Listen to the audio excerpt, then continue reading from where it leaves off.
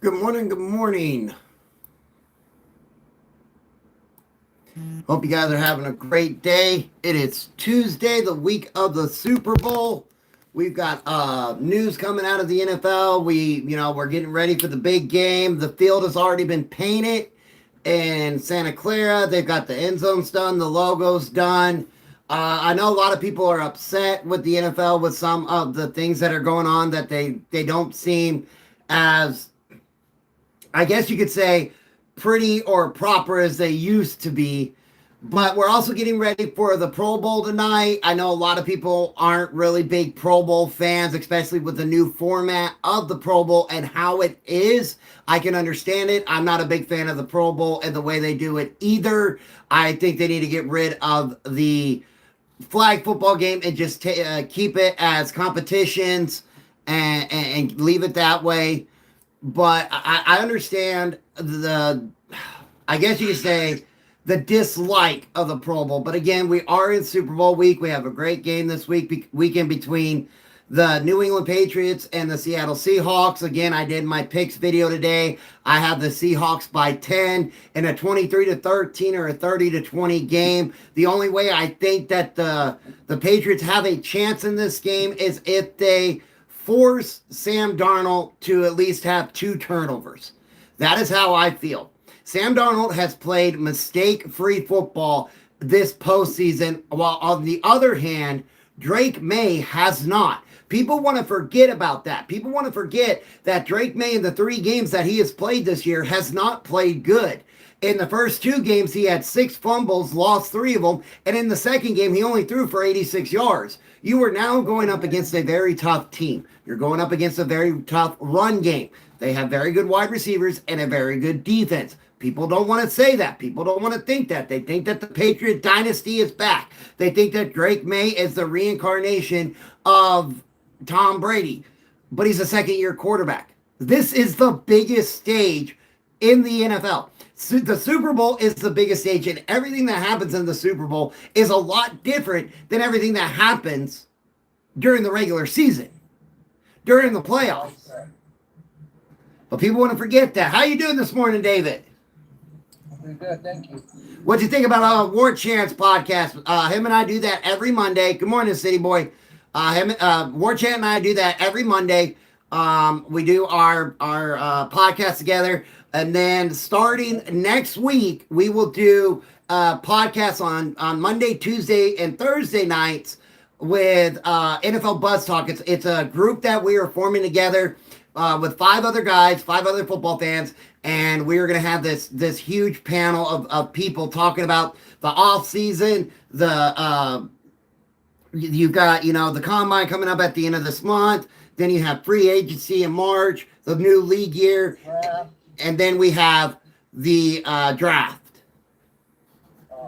So there's a lot that we are going to be talking about coming up, and I will be streaming that on both of my channels so that everybody can enjoy it, everybody can have fun. I will be streaming the Super Bowl, not the way I did last year, because the way I did last year got me suspended for a week. So it will be a little bit different this year. I will be live streaming it. I will be at Buffalo Wild Wings, not only for the Super Bowl, but for my birthday. My son-in-law, Hunter, should be there live with me, watching his team. Do you like other sports? No, I'm just a football guy. That's it. I watch college football, pro football, and the UFL. I'm not a big fan of any other sport. I don't watch baseball.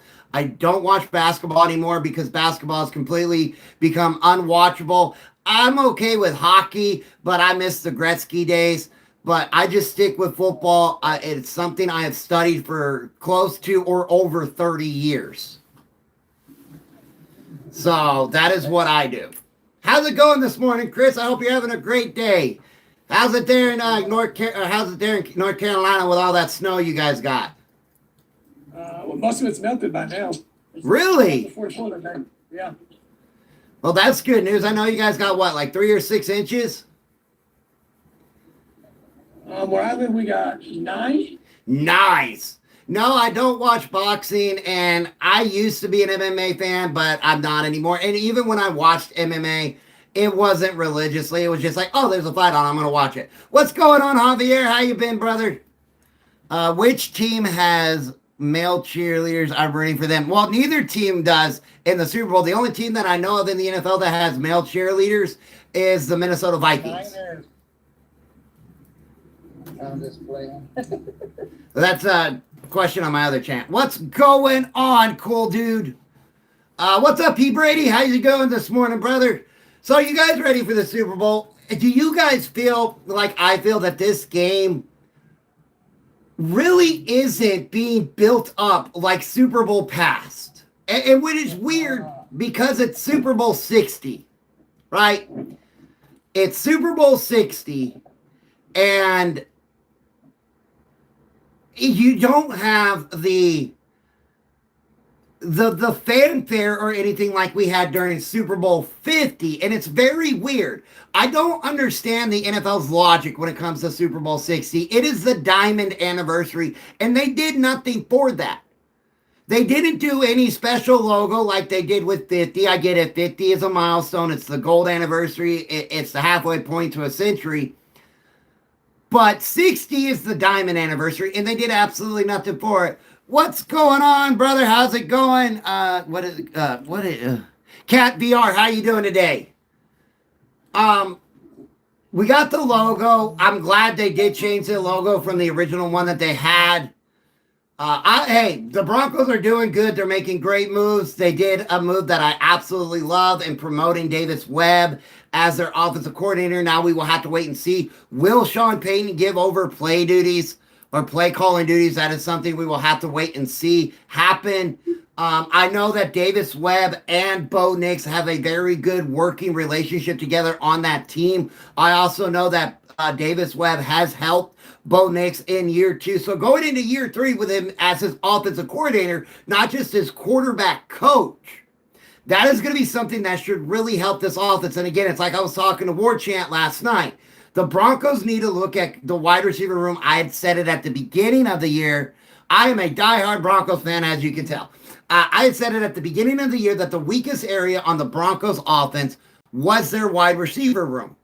Now, what are we going to do with JK? I don't know. That's the kicker in everything. Are we going to bring JK back? I know he wants to come back. I know he wants to retire as a Denver Bronco.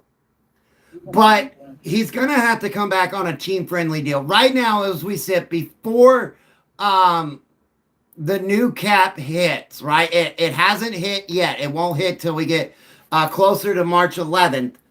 The Broncos are sitting right now with about $26 million in cap space. But when the new cap hits, that should go up to about $50 million in cap space. I heard Diggs wants to Broncos instead of Patriots last season. Wonder if that's true. I did not hear that. How do you feel about Peyton saying Bowden? I don't buy into that at all. I think that was something that was taken way out of proportion. Oh, man. I will never trim my beard. Bryce, what is going on, my brother? How you been? Hey, Can you ask a non-football question to all the dads in here real quick? Okay, like Chris, ask his question real quick. So, Okay, sorry. So instead of re-signing J.K. Dobbins, what would you feel about if Denver signed Rico Dowdle? Either Rico Dowdle, Montgomery out of Detroit, he wants gone. Brees Hall's a free agent. Travis Etienne. So I don't know, P. Brady, how I feel about Mike McCarthy there in Pittsburgh. All right, Bryce, what is your question? Okay, so you're all dads for the most part, right? Were your 10-year-olds awful in school? Huh? Do what? I can barely hear you, Bryce. Can you do better? Not really, but try it again. Go ahead, try it again. Okay, so my 10-year-old is under the impression that he doesn't have to go to school. Oh, my So he's not going to learn anything. Your 10-year-old is under the impression he does not have to go to school. Why? Because Bryce, he's not going to learn anything. Guys, I can't hear that. My 7-year-old gives me trouble every morning. Well, that's the joys of being a parent, man. I got 3 daughters and 3 granddaughters and another one on the way. It's like pulling teeth Well, to I've send her come to to the school. conclusion that it's the crap he's watching on TV because he wants to be a YouTuber. So I think he's going to lose his YouTube privileges. Hey, you're the dad, man. You make the rules. He wants to be on their tablet. Yeah. What's going on, Jordy? I just got done with the parent teacher conference, and basically he was disrespecting his teacher right in front of me. I wanted to backhand him, but I wasn't allowed to. No, you don't even say that on here, brother. Oh, I'm sorry. Well, no, that's for your protection, not mine. But it's just the joys of being a parent. Trust me, you're gonna go through. Wait till they're teenagers. Wait till they're teenagers. That's when the fun really begins. And when I say fun, that's where you get the gray in your beard and your hair. Hey, Armchair, that's not necessarily true, man. I got 2 teenage sons, one's 17, one's 14. And for the most part, they are not, they have their days, like, but it's every now and then, but most of the time, my teenage kids are great. That's awesome. Yeah, I don't know anything about raising boys. Again, I raised all girls. So, yeah. Oh, so you're the one who started the curse. Oh, well, okay, so I have 3 daughters, 3 granddaughters, another grandchild on the way that we won't know if it's a boy or a girl until March. And my son-in-law has got this plan on how we're going to do the gender reveal because he likes WWE like I do. And he wants me to build a ring in my front yard where he does a Money in the Bag match. After about 10 or 15 minutes, he wins it, climbs the ladder, grabs the briefcase, opens it up. It's empty. As he climbs down the ladder, one of his friends is going to come out, body slam him and pin him, and then remove his mask, and his face is either going to be blue or pink. Oh my God. Have a great day too, brother. Yeah, I'm the complete opposite. I have only boys. So I got 2 sons. I think Seattle's going to win too. I did that in my prediction video. I got a 7-year-old daughter.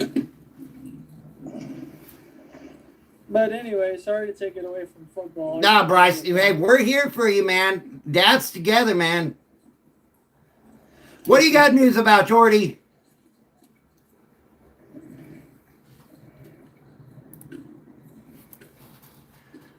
Bringing you up right now, Amir. What's up, brother? How you doing this morning?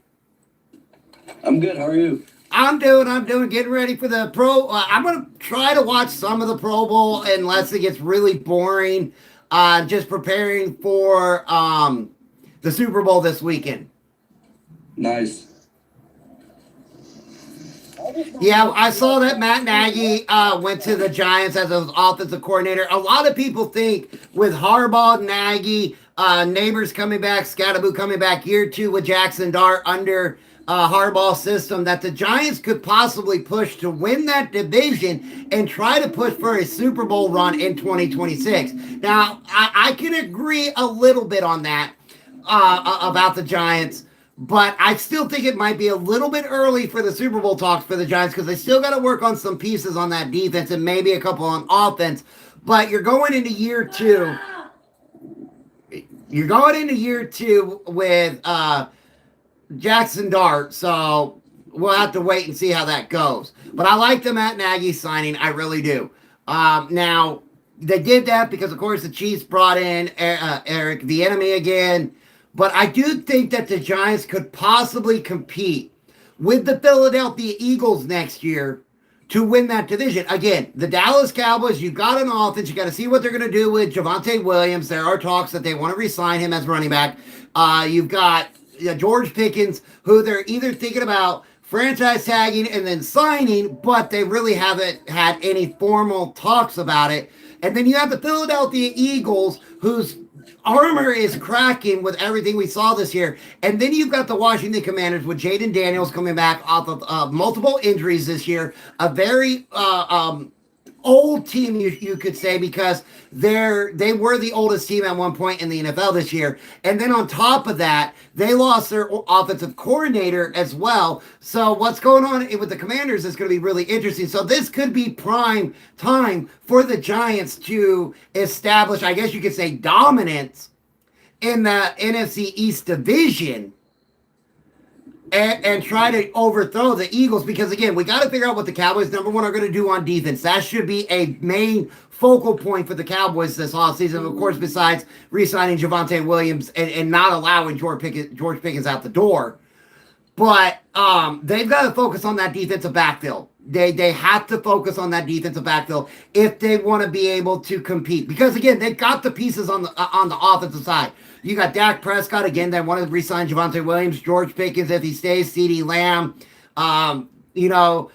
What is their tight end's name? Ferguson? No, that doesn't sound right. Jake Ferguson, thank you. I thought Ferguson. So they got the pieces on offense, but they really don't have that much on the defensive backfield, right? They did all those trades during the trade deadline. But I think this offseason, Jerry Jones really needs to focus on building that defensive backfield. But the problem is they are already over the salary cap. But again, that will get fixed by March 11th. But as we sit right now, the Cowboys are $31.3 million over the cap. And one of the big reasons is because Dak Prescott has a $74 million cap hit, CeeDee Lamb has a $38 million cap hit, and Trey Smith has a $27 million cap hit. Now, Jerry Jones, again, will open up the checkbook, knock Dak Prescott's salary cap hit down, probably from 70 to 30 or 40 million, opening up some space there. Probably the same thing with CD. But if the deal is if they franchise tag George Pickens, they're going to have about 28 to 30 million in cap space, because the deal about a franchise tag is that tag number goes completely against your cap. You can't do anything with it, like how you can manipulate the cap with other contracts. With a franchise tag, you cannot. So, and if it's not a restricted franchise tag, which I don't think it can be, because he was a player that was traded, not a player that was drafted. If they franchise tag George Pickens, another team can offer him a contract, then it gives the Cowboys a chance to match it. And if they don't, then he goes to that other team, and then there's some compensatory picks that go to the Cowboys. So that's going to be very interesting to see what Jerry Jones does. Does the franchise tag have to surpass, or the trade? No, the trade. No. The new contract does not have to. The yearly number does not have to pass the franchise tag. All the franchise tag is you're telling this player, I'm paying you guaranteed money for 1 year of the 5 top wide receivers in the NFL. So you take the 5 top wide receivers in the NFL, you take all their contracts, add them up together, divide it by 5, and then that is what the tag would be. This is what I value you for this year, not what everybody else has to value you at. Right. What it is so you go into the 2026 and you look at the top 5 wide receivers salary that they're making in that year. And then you add them all up, divide it by 5, and whatever that average number is, that is what the tag for that position will be. It's the same with every position. Hey, Armchair, I just looked it up. So if they franchise tag George Pickens, the Dallas Cowboys will have to pay George Pickens $29.7 million. There you go. And they're $31.3 million over the cap. And you got to remember, this is the big thing about a franchise tag that nobody talks about. Nobody on Twitter, nobody in the on the Red app with all of their sports breakdown. The thing about a franchise tag that I try to get across to everybody in all of my shorts is that is a fully guaranteed contract for that 1 year. And that full $29.7 million will go against the cap, and there's nothing you can do to manipulate it. It has to be fully against your cap.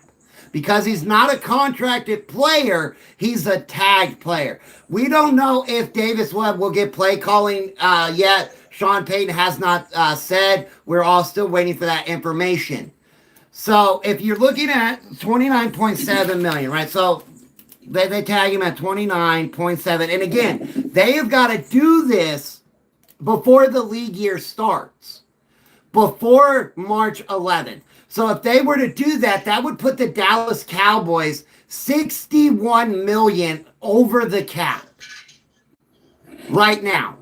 By franchise tagging George Pickens, with them already being 31.3 million over the cap, that would put them at 61 million over the cap, where they will definitely have to restructure Dak Prescott and other players. Now, the deal about that, it's never a guaranteed deal of going to CeeDee Lamb and going, hey, your cap hit is 38.4 million. I'm going to write you a check for 20 million right now and lower your cap hit. Players do not have to agree on that.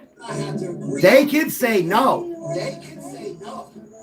So it is going to be very interesting. And here's the other deal. George Pickens does not have to sign the franchise tag. He could go, you know what? My value in the NFL, which it is, his value right now per year, according to Spot Track, is around 36 million a year.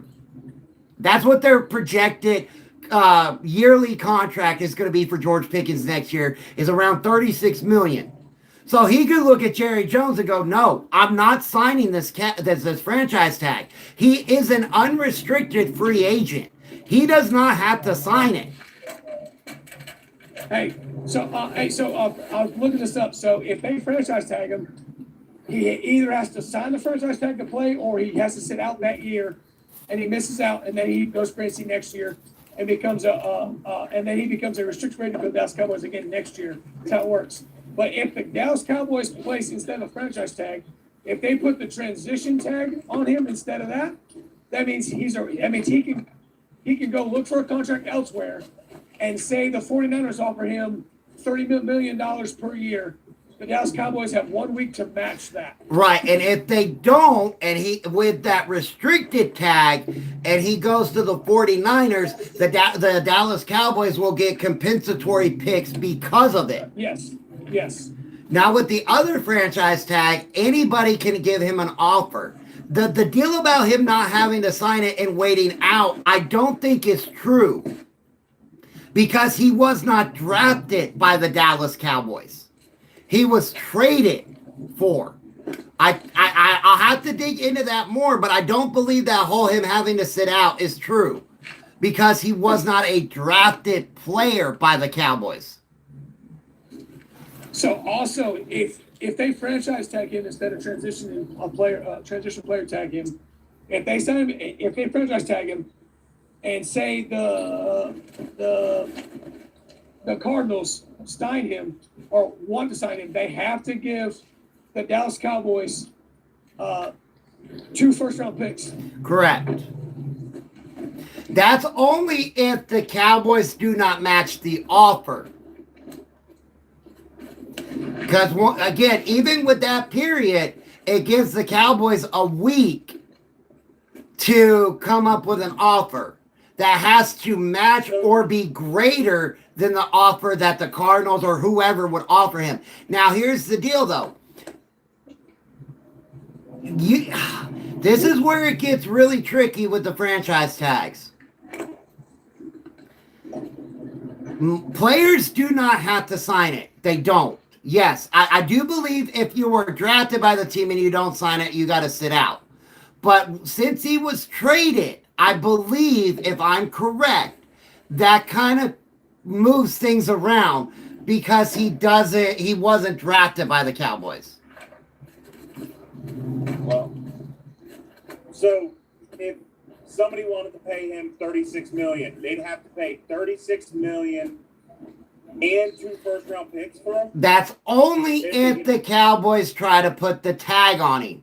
But the Cowboys cannot put the tag on him until until they have the money in their salary cap. Right now they can't. The Cowboys can do nothing. Absolutely nothing. And this is where the Cowboys I looked that up. So even though the Cowboys are $31 million over the cap right now, if they franchise tag George Pickens, that will still go towards the cap. So they'll put him at $60 million in over the cap instead, but they will still be able to franchise tag him and pay him that money. Man, I don't see what team. I don't know why they would do that though. I just don't. I mean, by putting yourself again. So if you do that, let's think of our wonderful friend, the Dallas Cowboys owner, Jerry Jones. Let's think about him real quick. By putting his team $61 million over the cap, you got to remember, you can't play with franchise tag money. You can't do that. So now you're $61 million over the cap with a player who you cannot manipulate their contract. So now you have to find more players to get that money down. So you're pretty much backing yourself in a corner by doing this. Now I get it. Could Jerry Jones do it on the pretense of somebody coming in and signing him and getting 2 first-round picks, getting potential compensatory picks as well? Jerry Jones could look at it that way.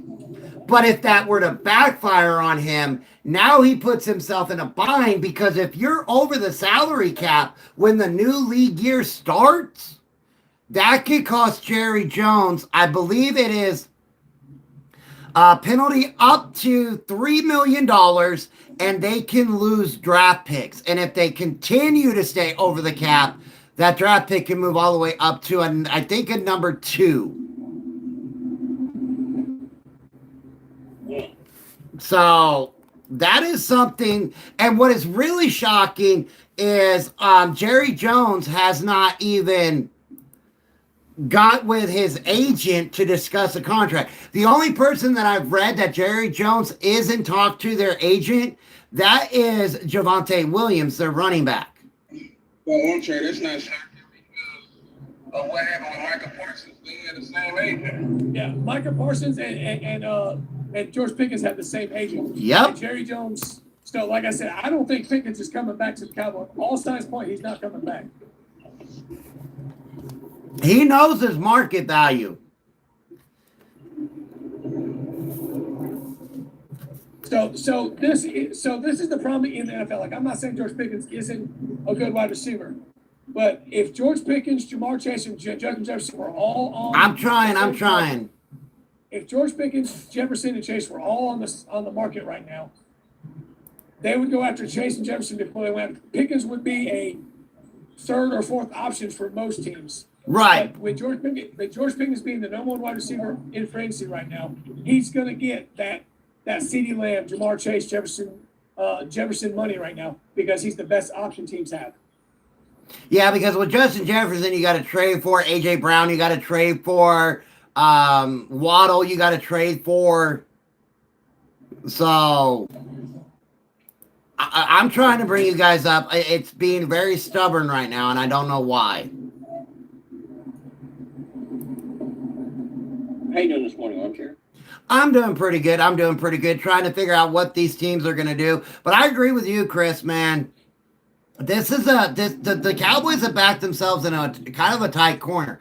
And right now, they're already over the limit of players. What's up, Bradley? They have 54 players on their roster. I believe you have to have, what is it? I know you got to have 53 on your roster going into the year. And you have to have 90 going into training camp. Robert Kraft didn't get into the Hall of Fame, and he's an owner, not a player or coach, so that's not really, by him not getting in the Hall of Fame, it's not really that big of, how do you want to say it, like bad news. Hey Jack, hit that in button again, man, to come up. For some reason, it's not letting me open up my multi-guest. So hit it again, and let me see if it'll pop up to allow you in. There we go. All right. Yeah, hit that button again, D and Jack. Sure, I do think Robert is more deserving to be the Hall of Fame, getting some of these owners that's in the Hall of Fame.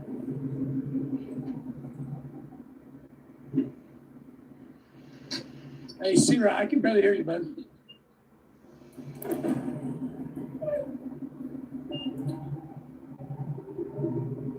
I was saying I think Robert Kraft is deserving to be in the Hall of Fame more than some of these other owners that's in the Hall of Fame. And we know the reason why they didn't let him in. Like,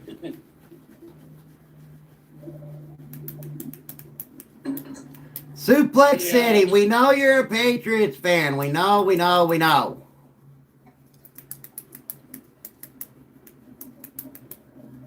But, yeah, when it comes to Justin Jefferson, let me pull up his contract real quick with the Minnesota Vikings. I think Justin Jefferson is the cheaper of the wide receivers. So if say Denver wanted to make a move for Jefferson, he'd probably be the best one to go after because A.J. Brown and Jamar Chase just got new deals. And so they're going to have a lot of cap for the first few years of those contracts. Well, Justin Jefferson right now, his contract going into next year is $38.9 million. The Minnesota Vikings are $40.6 million over the cap as we sit right now. So if they could, possibly trade him and get that full cap hit off of the books, that would definitely help. I mean, they have the third most cap space going into next year. And they're $40 million over the cap. They have $359.9 million in cap space next year because the amount that they were able to roll over. But they're $40.6 million over the cap. So Justin Jefferson, his contract's all the way up till 2029. He's due $38.9 million next year. Let's look at A.J. Brown. What is his deal? A.J. Brown, his contract ends in 2030. He's due $23.3 million next year. And let's look at Waddle. What is going on with Suplex City in the comments? My God. He does that all the time. Waddle, where are you? All right. Waddle is $11.6 million next year. His contract ends in 2029. And the Dolphins are $23.1 million over the cap. I'm hearing that they have plans of cutting Tua Tagovailoa, which is going to hurt because that's $99.2 million in a dead cap hit that you would spread over 2 years. So you're looking at $49.6 million per year. But I'm also hearing that they're planning on releasing Tyreek Hill, which would save them, so 28, so 14, about $37 million. So that's what I'm hearing. That the Dolphins are looking to cut Tua, cut Tyreek, and possibly trade Jalen Waddle.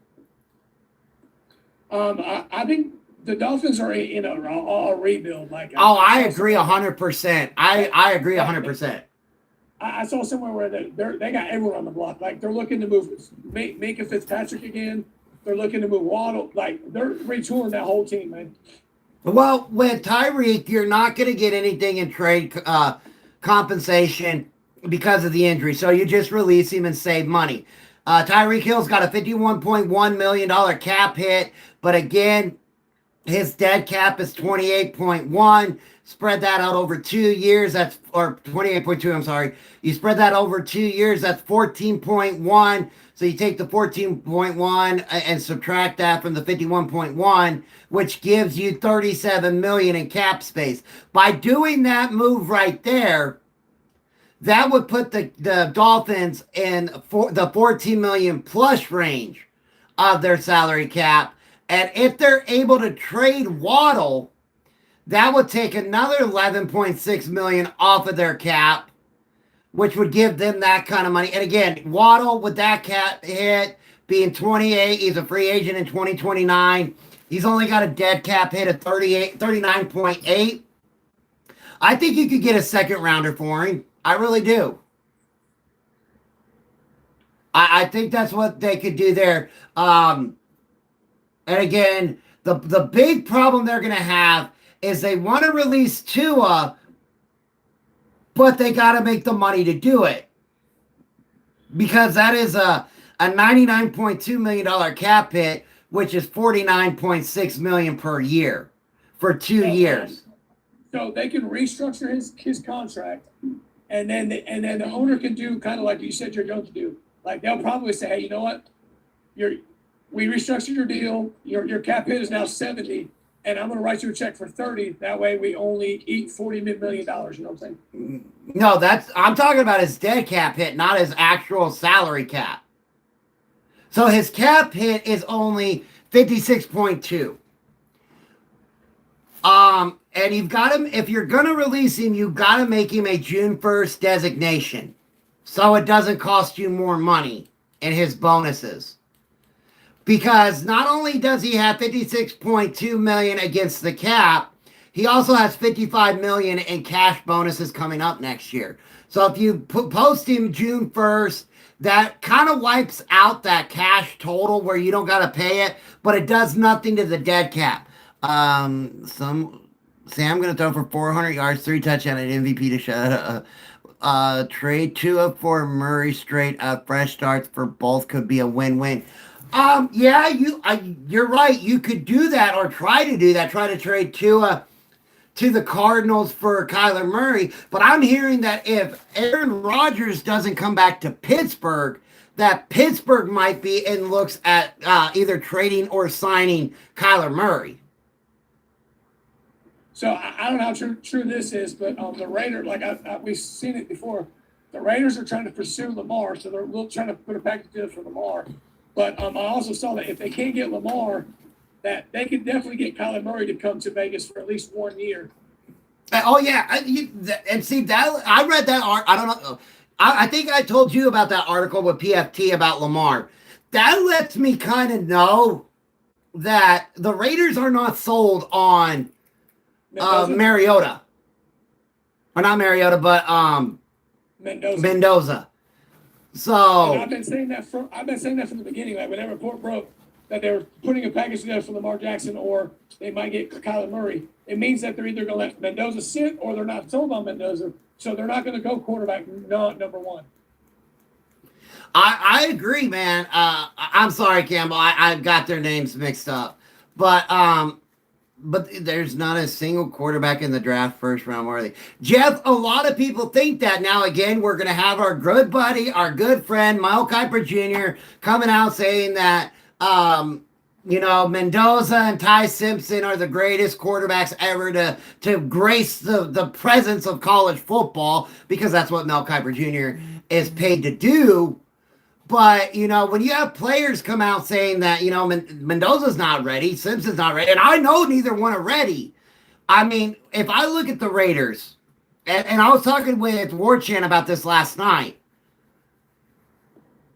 if I draft Mendoza number 1, and I still have that offensive line problems, I'm either going to do one of two things. I'm going to seriously hurt his development as a quarterback, or I'm going to get him hurt. No, PFT came out with an article a week or two ago about information that they got out of Vegas, that they were putting a package together to try to send to Baltimore for Lamar Jackson. Broncos need to trade for Marvin Harrison Jr. for the Cardinals. Yeah, my wife would not like that at all if the Broncos traded for Marvin Harrison Jr. Again, my wife is a diehard Cardinals fan. So that might cause a rift in the household. What's that? It might cause a rift in the household. There is no might. The might is not even there. It's a guarantee. Hey, what happened to Armchair? I guess his team traded for Marvin Harrison. Now he's not with us anymore. Because you do realize that I would have to be the one that broke the news to my wife. I would have to go in there and go, honey, you know how you like that wide receiver, Marvin Harrison Jr., the guy I call Baby Megatron? Yeah, why? Well, he's no longer a Cardinal. He's a Denver Bronco. Hey, you're gonna have to live for your life after you say hey, that. you got a couple draft picks and a new player. Mm-hmm. And then you tell her who it was for. You got to soften it up first. Gotta go. All right, dude. All right, I block Suplex, man. He's just writing a whole bunch of nonsense that's annoying me. Seems automated. So, I just did Chester. Raiders didn't. Raiders draft Mendoza and trade back into the first round to get an O lineman and do what the Bears did with 3 O linemen. That is a possibility that the Raiders could do that. Again, Tom Brady's going to have more of an impact in this year's draft than he did last year. And then you got to think, they got their new head coach, Mike LaFleur. I'm sorry. Clint Kubiak. Mike LaFleur is going to the Cardinals. Clint Kubiak. But again, you can't do anything with Clint Kubiak until after the Super Bowl. And so he's got to come in. He's got to build his team. He's got to build his coaching staff and everything. And then he's got to hurry up and do it so that they can get ready for the combine at the end of February. Now, Mendoza could go out and absolutely light up the combine boards and everything, which we all know that really doesn't mean that much. But with that number 1 overall pick, I was even talking to Ward Chan about this yesterday. Is there a possibility? And a lot of people haven't thrown this out, but I thought about it last night. The New York Jets have 5 first and second round picks this year. They have 2 number 1s and 3 number 2s. They also have 3 number 1s and 2 number 2s next year. Could they put a package together to move up from 2 to 1 to get Mendoza? Because they need a quarterback. Now, I don't know if Aaron Glenn and Woody Johnson would do that. Again, Aaron Glenn is more of a defensive-minded guy, but they do need a quarterback. And if I'm the Raiders and I'm looking at that, knowing that Malik Willis, Snoop Huntley are both free agents this year, I don't have to give up any draft capital for them. I could just sign them. That might be something I would look into. A kind of like a quarterback bridge until the quarterback draft class is better than what we have this year. I'm just saying that if the Raiders don't take Mendoza number 1, Jets are sitting at number 2, they need a quarterback. If they don't get anyone in free agency, because free agency is before the draft. If they don't get anyone before free agency, I can see them taking Mendoza at number 2 or making a trade up to number 1 to get Mendoza. But if the Raiders and the Jets don't take Mendoza, the Cardinals at 3 could have a strong case for him also because Kyler Murray. But if he falls past Arizona, I don't know where he's going to fall because none of those teams at that point need quarterbacks. I don't know if Mendoza's going to fall that far, man. I hope not. I like Mendoza. Will fall in New York. They're so messed up as a franchise. Because you got the Raiders, the Jets, and then the Cardinals. All 3 teams, like you said, will need quarterbacks. I don't see it. I don't think we're gonna have a Bo Callahan scenario here. Okay, I don't see it. Hey, Armchair, so this is the difference between the Raiders and the Jets. The Jets actually have an offensive line. They just don't have a quarterback that can throw the ball. Right. So if Mendoza goes to New York, I think he'll be better in New York than he would be in LA. In Vegas, because Vegas don't have a line. No, they don't. The Jets have built that line because remember they've used 4 or 5 first-round picks the last 6 years on offensive linemen. Carson Beck right now. Hold on, let me move my thing. Carson Beck. What are they saying with him? Carson Beck is the fourth quarterback on the board as we sit right now. They have him. It goes Mendoza, Ty Simpson, Nussmeier, and then Carson Beck. So, yeah, Carson Beck could go late second, early third. Okay, nice. Now, the problem with Carson Beck, he really didn't do much in Georgia. He did pretty good in Miami, got all the way to the national championship. I mean, he redshirted in his freshman season. So. But his size, right? He's only, well, he is 6'4", but he's not a really big guy. I don't think he's mobile. So, yeah, I mean, he would be a good late second round, early third round draft pick. And again, my wife and I will be at the draft. That's the Can you thing. imagine if he gets drafted to the Cardinals? Where's the draft at? It's in Pittsburgh. We're going to fly out the day before and stay there all 3 days. I just hope the Cardinals don't do anything really, really stupid at number 3, and I have to hold my Latino wife back like, just let it go, let it go, let it go. Because you know that chancla is going to get magically, in her hand, and you're going to see Roger Goodell go, boom. Hey, armchair, realistically, I don't know how the Cardinals can mess with number 3 pickup because they can go Love. Colburn needs They can go. They can go. Colburn D-line, need they to can get the hell go out of here. safety. Like the Cardinals are sitting in the good spot because they're waiting for the Jets and the Raiders. Right. The Jets and Raiders can fuck this draft all the way. Oh, they absolutely can. So, And it was crazy. It was crazy because some people said the Giants need a quarterback also to help with Jackson Dart and everything, but they don't really need it actually. why do the Giants need a quarterback? Because Dart is their future. I'm not saying he's going to be there forever, but right now they got Russell Wilson will be released. They have Jameis Winston as their backup. Like Jameis Winston, I don't care what anybody says, is probably one of the best backups in the league. Okay. Yeah. So if the Giants draft a quarterback with any pick in the first 3 rounds, then they have doomed them. They have doomed themselves. Yeah, Chris, I got the Giants taking Cornell Tate. I was going to take it on Dante Moore or something. Dante Moore's not even in the draft though, so why would they? Yeah, Dante Moore's not in the draft. I got him taking Cornell Tate, bro. I'm just saying, like for next year. I mean, for next year's draft, I'm just saying. All right, so according to NFL.com, Don't show up, then yes, then maybe, but like Jackson Dart had only played what 8 games this year. 9. 9. Okay, so he only played 9 games, and in those 9 games, I'm not saying he put up like staggering numbers, but in most of those games, like they were in those games because of Jackson Dart. So. 100%. Do you think Phillip Rivers will make the jump to college? I think that's a possibility. Phillip Rivers becoming a college head coach.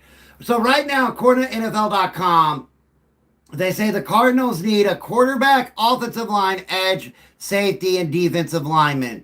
Let's see what CBS has them, or who CBS has them projected to draft.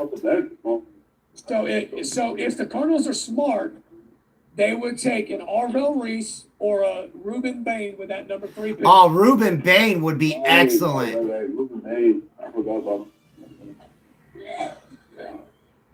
Like I said, the Cardinals can't mess this draft up no matter who they take at 3, because whoever the Raiders and Jets take, the Cardinals can say, okay, we can change the draft board based on who they just took. But the Cardinals cannot mess this draft up. The Raiders and Jets can fuck this whole draft up for themselves. Oh, they absolutely can. 100%. And they're the new. You got the Raiders and the Jets. We're talking about the Raiders and the Jets, right? Let's see. It's 7 days ago. CBS.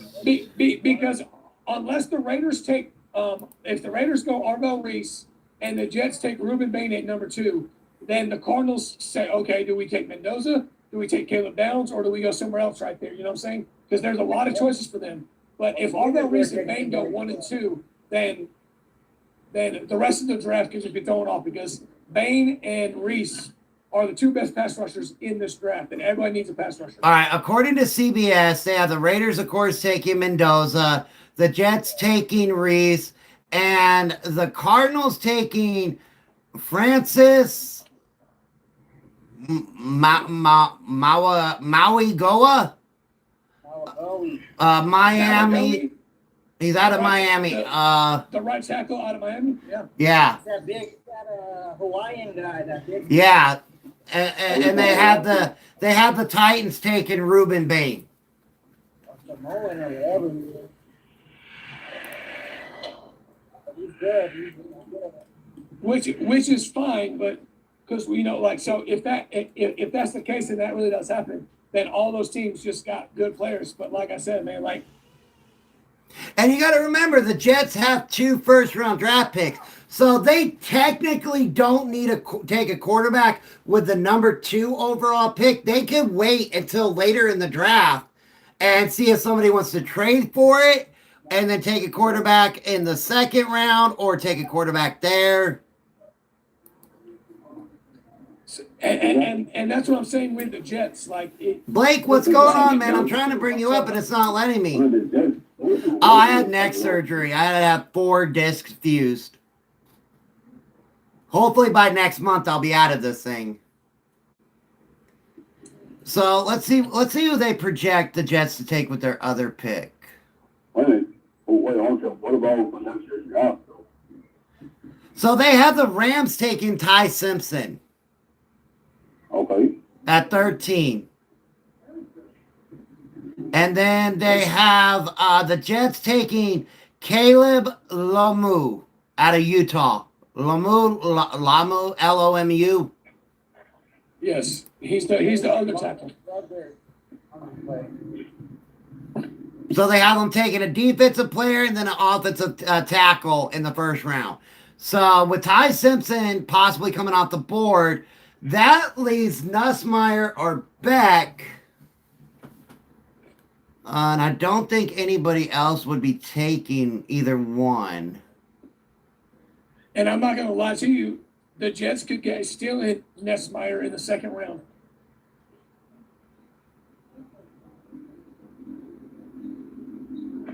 Yeah, they don't have anybody else taking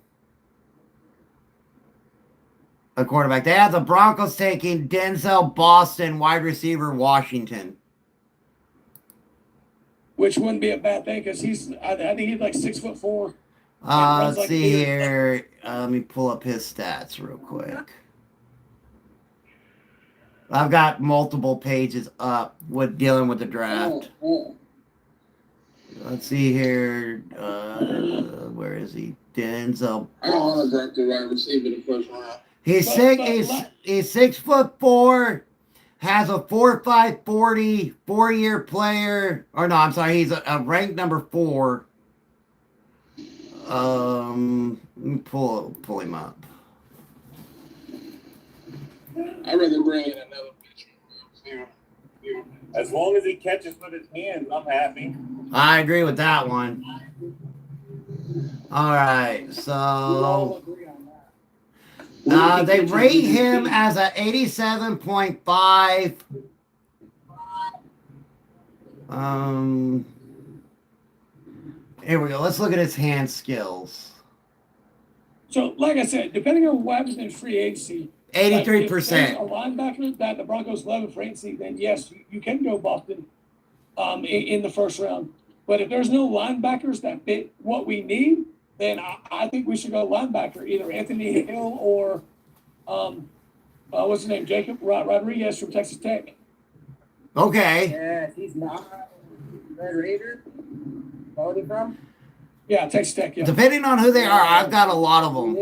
He is nice. I'm doing good. How about yourself? Awesome, from Australia. Cool. But let me see. Yeah, it only goes up to, they don't give me the 2nd round, which isn't a surprise. How am I listening to some jazz?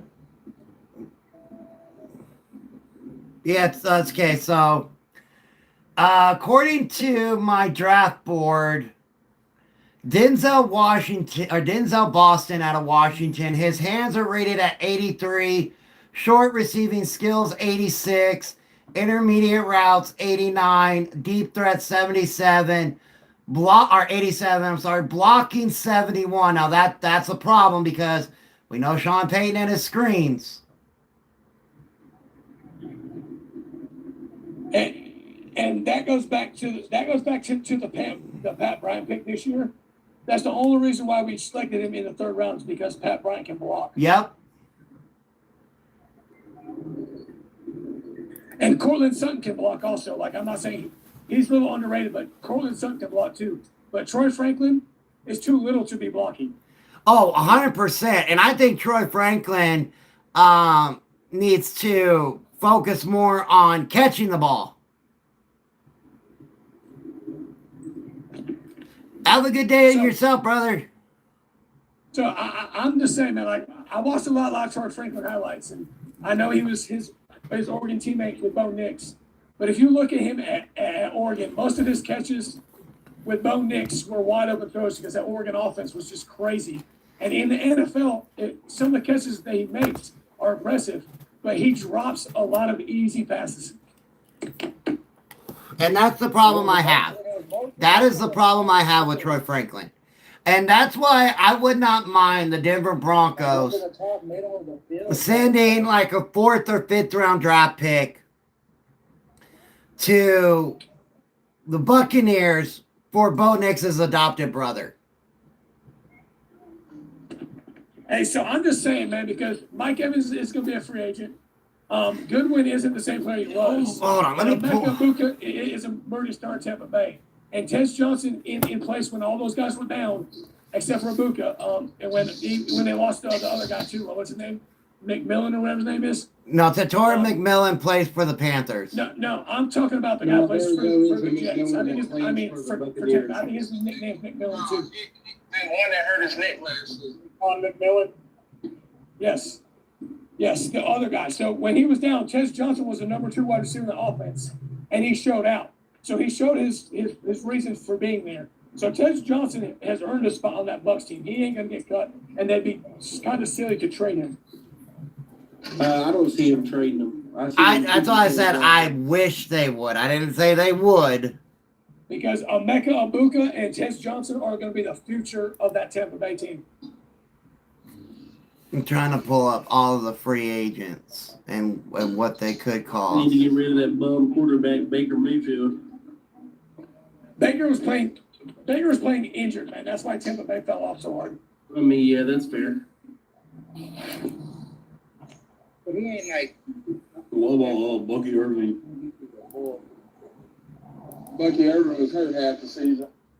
He was indeed hurt half the season. Yeah.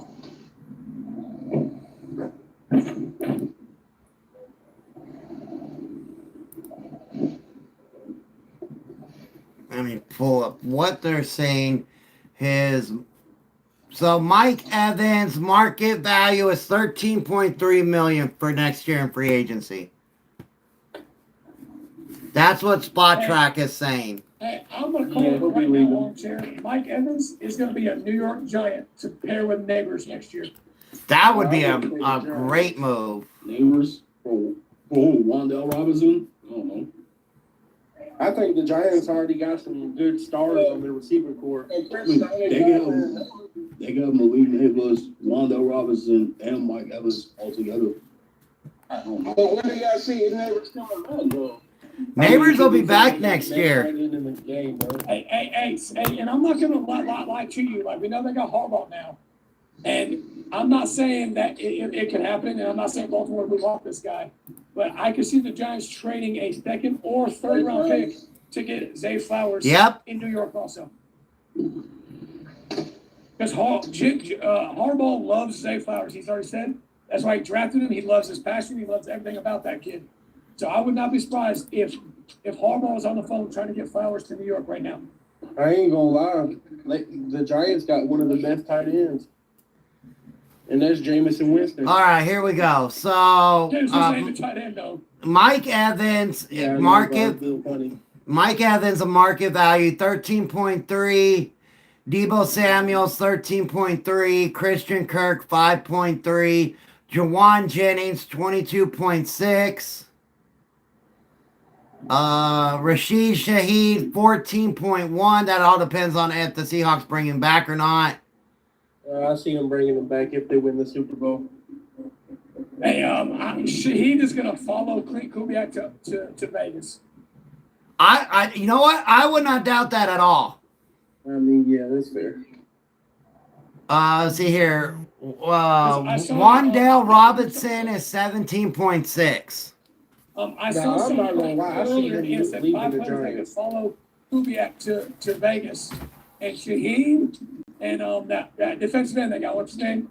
Obi Fema. Yeah, I know. Kyle Pitt's a free agent. Yeah, he's a tight end. I'll have to pull. Let me see. What is his market value? Tight end. Ain't Obafemi a WWE wrestler? Yes, but I forgot the guy's name. His Who's name he is play for? Ebu or Who's he play something. Obi Ebu or something. Kyle Pitt's market value is 10.8. Yeah, Travis he's a Kelce weird is 10.7. David Njoku is 9.9. Njoku, I like him. I would love to bring in David Njoku. I think that, and I've been saying this for a minute, that I could see Evan Ingram being a cap casualty because of his lack of production. And us going and getting like a David Njoku or a Kyle Pitts. I think I would rather take Kyle Pitts over David Njoku. He's 4 years younger, less tread on the tires. Put him in Sean Payton's offense. That should work very well. And that's what I was getting ready to say. What would you imagine? Pitts could be Jimmy Graham of a few years ago in that Denver offense. Exactly. I think that would be better. I would be okay with them signing Kyle Pitts. Again, I think that Kyle Pitts can block. I think Ingram is going to be a cap casualty. I really do. And it's going to hurt me, but I think that Dre Greenlaw could be as well. Block. I don't think Greenlaw's going anywhere, man. He's coming back from that major injury, and you're not the same player year one after that injury. Like it takes year 2 or year 3 to even get back to the form that you were. So I think Greenlaw will be fine. I hope so. I really do. I hope so. I don't want him going anywhere. I want Dre Greenlaw staying with the Denver Broncos. So I'm gonna say that drafting linebackers or making our team whatever we are, Making Alex Singleton it's based off Drew Sanders. If Drew Sanders can stay healthy, then we might have a legit number 1 middle linebacker. Because Sanders can read the field. Hold on, let me see. Plays. What is his market value? What is his market value? Let's see. His market value. Alex Singleton's market value is only $4.6 million. Justin Sternard's is 3.8. Let's see here. Who else? You can see here. Bobby Wagner is up there, but he's 35 years old. Demario Davis, 37. His market value is 9.4. Kenneth Murray, 4.9 out of Dallas. Caden Ellis, 8.9. Alec Anzalone. Ah, man, I love Alex Anzalone. His market value is 7.2, but he's 31. I like Anzalone out of Detroit. I really do. Like I said, Armchair, we're sleeping on right now, and I know he can't stay healthy. That's why we're questioning this right now. But Drew Sanders is going to be a perfect fit defense. I agree. 100% I do. I don't even know if we bring back Justin Sternard. I think they might. I don't know. But I've been a big Alex Singleton defender all year, all last year. What about J.K. Dobbins? Okay, so there is where we have a very interesting conversation with J.K. His market value is only 2.5. But you've got Travis Etienne, who's a free agent, Rico Dottle, who's a free agent, Brees Hall, who's a free agent, J.K. Dobbins, a number? Kenneth K9 is a free agent. Now, I don't see him leaving Seattle, but he's a free agent. Depending who they have to pay and all that. I could see Drew Allard getting drafted in later rounds. I really could, Saturn. I really could. It will be later rounds because he's coming off of that bad knee injury. But wouldn't it be something, man, if we could get K9 in Denver? That'd be nice. I don't know if that happens, but So do I. Brees Hall is nice. let's see here. Brees Hall. His market value is 10.3.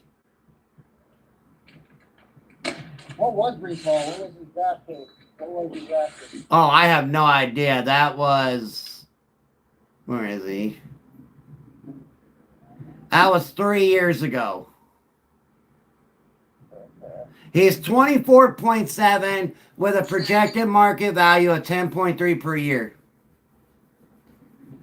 Hey, I'm not gonna lie to you. I would love to see Reek in Denver, Asheville, North Carolina, represent.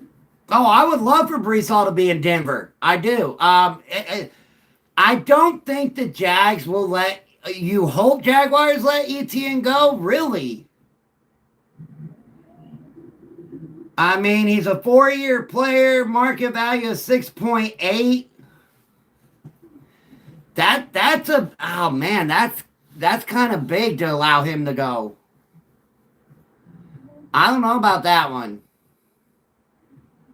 So the Jags made a mistake last year by not picking his 5th-year option up because he's a first-round pick.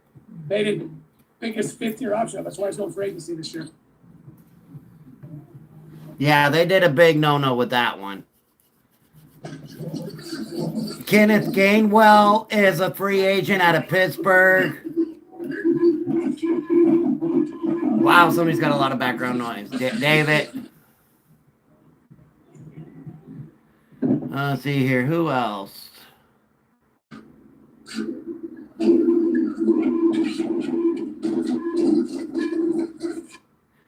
Brian Robertson out of San Francisco.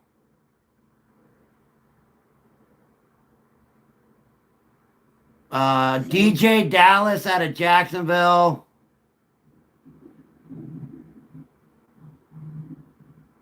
Both of Kansas City's running backs are free agents.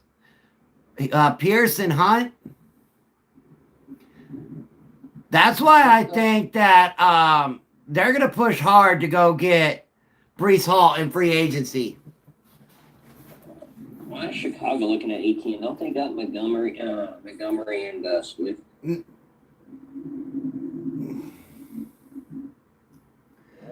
I don't know. But I've heard that as well, City Boy. I have heard that Dallas is looking into him as well.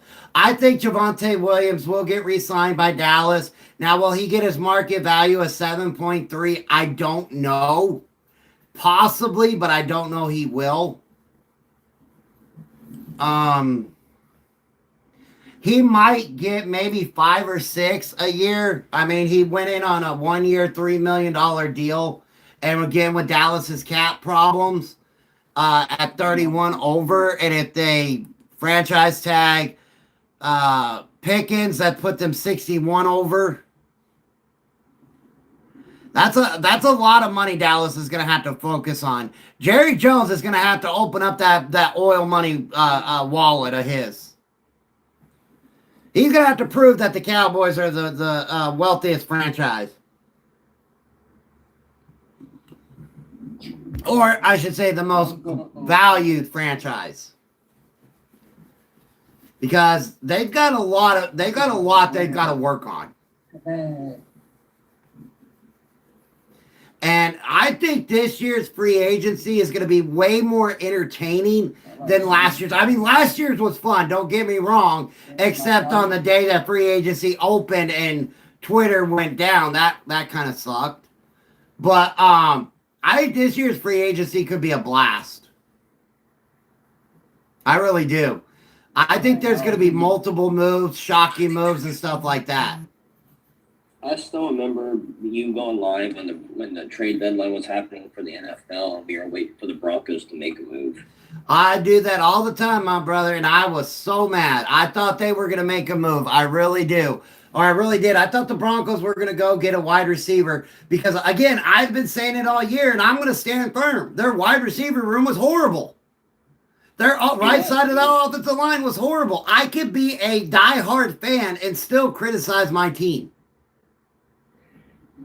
That's what makes you a diehard fan, is when you're honest about your team and you can see the flaws. And if we could see them, they should be able to. Do you think we could trade Quinn Miners? Is he a free agent? Hey, Quinn Miners is not the problem on the right side, man. If you watch a lot of those games, it's the center and McGlinchey missing so many times. He's trying to pick up. And it's Wattenberg, yep. It is. We need a new center. That's what we really need is a center. And I'm not going to lie to you. And I was a big fan of his a couple years ago, and I hated that they let him walk. But Lloyd Cushenberry, that plays for the Titans now, was a big loss for us. Oh, I know. I remember that. So Luke Wattenberg is only got a $3.5 million cap hit next year, so we could bring in competition. Pay him or something? Yeah, they are. Yeah, his contract's up in 2030. Was that you? Hey, Armchair. Yes. Who do you see Denver signing for a center? Because we need a center and a new right tackle. Well, that's what we're talking about right now. If you get a new center, that will help on the right tackle side, as Chris said, by allowing a center to actually do what he needs to do. You know, I played center. I know it's a tough position. It's a fun position, but it is tough. Let me look at the. But here's the deal, dude. Hey, I'm not gonna lie to you. Who's that guy that for the Saints? The Saints center. I think he plays guard right now. He played center in college. He was drafted by Sean Payton in New Orleans. He's a free agent, I think. Let me look him up. A good fit for our offense. Cesar Ruiz or. Hold on, where is he? I think McCoy is a free agent too. You got Will Sherman, Simpkins the third. Those are other guards for the Saints. I'm talking about McCoy and Ruiz for the Saints. Yeah, Ruiz is. Where was he? Here he is.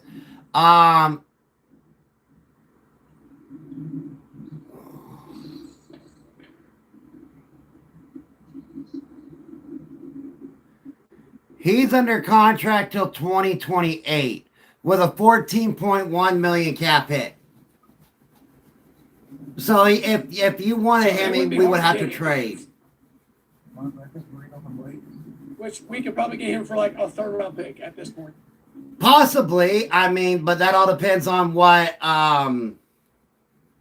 they want to do in New Orleans, as I'm pretty sure Tyler Shuck is going to be their starting quarterback next year. I know they're open to trading Alvin Kamara, but he's 31 years old. I don't know if I want to bring in a 31-year-old running back.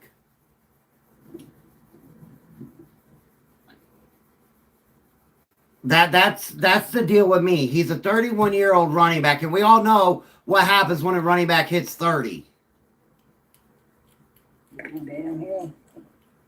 And that's not being mean or Well, that's anything. not- That's just football. Well, that's not necessarily true because look at Derrick Henry. He's 30, getting ready to turn 33. When the season starts next year, he'll be 33, and that man's putting up 50 million. Yeah, but you're talking about Derrick Henry. That's a whole other beast of a running back there. Yeah, sure. And if I'm not mistaken, Adrian Peterson played till he was 37. So That's true. Yeah, we can compare them all to Derrick Henry and Adrian Peterson. Yeah, but you also got to remember, towards the end of his career, Adrian Peterson had a lot of injury problems. So I'm not saying, that he was a bad running back. I loved Adrian Peterson. I love watching him play for Minnesota. But I do, like I said, I do know because the Saints are $41.7 million over the cap. Kamara's got an $18.6 million cap hit. Ruiz has a 14.1. So if you look at these players with these big contracts with the Saints, they could be up to moving some of them to create cap space because they really don't have the players that they could lower their cap hit that would help them being 41.7 million because the highest paid player on their team is only making 20.5 million next year. That's their highest paid player. Now, they do have 66 players on their roster that will be cut down before the league year starts. But they don't have, the Dak Prescott, the Josh Allen, the Patrick Mahomes, Joe Burrow kind of money where they can play with that contract to lower their cap hit.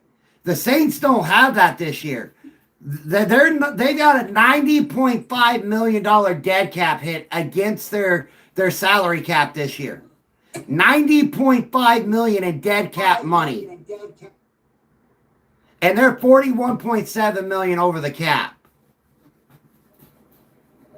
So the Saints are going to have a lot of work to do this offseason. A lot. That is a lot of dead cap money that you're rolling over. 2 years ago, they were like 60 million over the cap and ended up signing Tyrann Mathieu and all them guys. Well, yeah, but you got to understand though, back then and like last year, they had the players with those contracts that they can manipulate. They don't have that this year. They don't have a player whose contract they can manipulate at all. Again, their highest paid players only making 20.5. So even if you give him a $15.5 million check, hi mamas, and lower his cap hit to $5 million, that only puts you at $26 million over the cap. So could they trade an Alvin Kamara to get that money off the cap? Yeah. And like I said, there's gonna be a lot of veterans released. So There absolutely is. Cameron Jordan will probably be released this year from that team. Let's see, Cameron Jordan. Hold on, well, let's figure this out. Let's write some numbers down real quick. All right, let's say they release Cameron Jordan with an 18.7 million cap hit. So you take 18.7 divided by 2, which is 9.35. And his salary is 18.7. So you're saving 9.35 with Cameron Jordan. Let's say we're gonna say they trade Alvin Kamara, right? Let's say they're not gonna release him. Let's just do the hypothetical that they trade him and they're able to take his contract completely off the books, right? At 18.6 million. Does that sound good? Yeah. All right, so we're going to add that 18.6. Let's see here. How about Chris Olave? Do you think they would be open to trading Chris Olave? They would be stupid to do that because I don't think so. I think Olave stays. Well, he's got a $15.4 million cap hit. And he's a free agent next year. Or 2027, I should say. Oh, yeah, next year, 2027. Well, I think they keep Olave. All right, I think well- they probably extend Olave.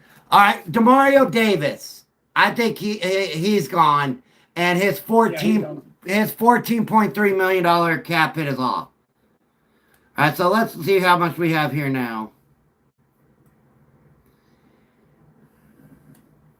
We just made them $42.25 million. 0.7. So 4. We just made them we just put them 480,000 over the salary cap by doing that. And then the salary cap goes up, right? Right. So it's So they're gonna have about 20 million in cap space. so we'll give them 20.4 mil. Which isn't bad for just releasing three older veteran players. Right. Or 2 at least. Right. Well, let's see here. We had them release Cameron Jordan, right? Yep. We had them release or trade Kamara. And then we had them release Demario Davis. Yep. So you released a defensive lineman, a linebacker, and a running back. But in NFL standards, those guys are they're veterans and they were productive for the Saints. But at their age, how much more production are you getting out of them? No, I'm not going to disagree with this list that we did at all. I'm agreeing with it 100%. I think these are moves that they're actually going to have to look into because, again, you're carrying the most dead cap money over next year than any other team in the NFL. They're carrying $90.5 million over in the next year. That is the most over any other team. But here's the thing, though. The Saints could save even more money because instead of releasing Cameron Jordan, they can trade him because he's got market value. Like people are going to want he's just a pass rusher, so they can rotate him in and out of their D line. And someone that needs a decent, solid pass rusher could make it. Hey, we'll give you a 4th-round pick for him in the Saints trade and get all his money freed up off that. All right, so that would give them $29.75 million if they were to trade him. Which I agree with you 100%. Over to 29 million you go from 41 over to 29 million under. That can give you a few more pieces to help keep your team intact. Yep. And still be able to draft these young guys to make your team competitive. Which again, where do they sit in the draft? Hold on, let me look at their mock draft real quick. And you also don't have, and you're also playing in the NFC South, which is one of the weaker divisions in football. Oh, 100%. The Panthers and the Falcons are not that good themselves. So you could make those moves and still bring in younger guys and still compete for a division title. So they have, all right, so CBS has them at number 8 taking Jordan Tyson, wide receiver out of Arizona State. Which would be a good move for them to pair with Olave. To pair with Olave. And so he'll be on a rookie contract that's only about $2 million next year. So that's who they have them projected in the first round. So let me pull up the running backs. Let me pull up the running backs real quick. Running back. Let's see here. Could they get, because we have them getting rid of Olave, do we think that Jadarian Price is going to go in the first round? Running back out of Notre Dame? No. All right, so they could pick up him. They could pick up Nicholas Singleton out of Penn. Emmett Johnson out of Nebraska. Hey, so I don't know if you heard the news about that, but that Penn State running back, Nicholas, whatever his name is. Nicholas Singleton? Leg or his ankle at the Senior Bowl. He twisted his ankle? No, he broke it. Oh, man. His leg. Yeah, so. All right, well, we'll take him off the board then. Hey, the Saints got a backup running back that it ended up getting hurt that they like a lot, too. All right, let me go back to them real quick. Let's look at their running back room. I love having 3 monitors. Are you talking about Kendre Miller? Yeah, Kendre? Yeah.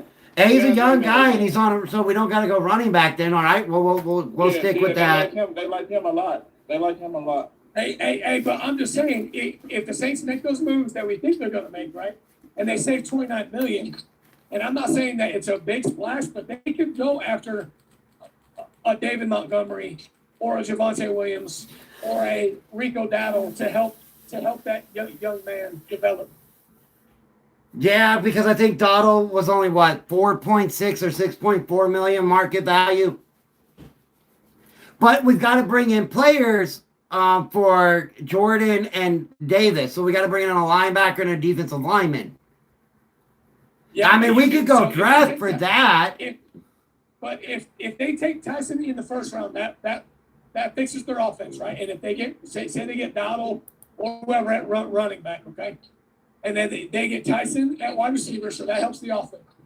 And then in the second and third round, there's the linebackers and they got their safeties and corners and edge rushers are very deep in this draft. Oh yeah, they're absolutely stacked. They might be able to get Caden McDonald out of Ohio State because he's number 6 on the board of defensive lineman. Or maybe even how do you pronounce his name? Cassius Howell out of A&M. Mason Thomas out of Oklahoma. But you have some cap space, and there's going to be guys that they can just plug and play right now that they can probably get for cheap. Like, I'm not saying that is a thing, but those 2 edge rushers for the New York Jets, what's their name? McDowell and Johnson. I think they're both free agents this year for the Jets. So if they're both free agents, then they could potentially be a plug and play for the Saints. Yeah, I agree. I agree 100%. So I'm glad that we were able to find the money because this was the same problem they went through last year. And as we get closer to March 11th, I'm going to have a board up with all the teams, their cap numbers and stuff like that. And after the Super Bowl, we're really going to, because a lot of people are like, oh, it's the end of the league year, it's the Super Bowl. And I'm like, all right, my fun begins. And I'm being honest. Because then we can start talking about the draft, we can start talking about free agents, we can start talking about the cap. What's your thought on Denver taking either Oregon or Vanderbilt tight end in the draft? I'm okay with that. I mean, if they don't get Njoku or Pitts out of Atlanta, go towards the draft. But if you're able to get Kyle Pitts out of Atlanta, who's a free agent, who looks like he wants out of Atlanta, then why not? Why not sign him and then use your draft pick for a wide receiver? Hey, what about that tight end? His last name is Stowers. Something like that. Yeah, that's the kid out of Vanderbilt. Hold on, let me go up to the tight ends. He's good. Hold on. This kid, Michael Triggs, is also good from Baylor. All right, so I doubt that the Oregon tight end will follow us because he's projected the first signing. So you got Stowers out of Vandy.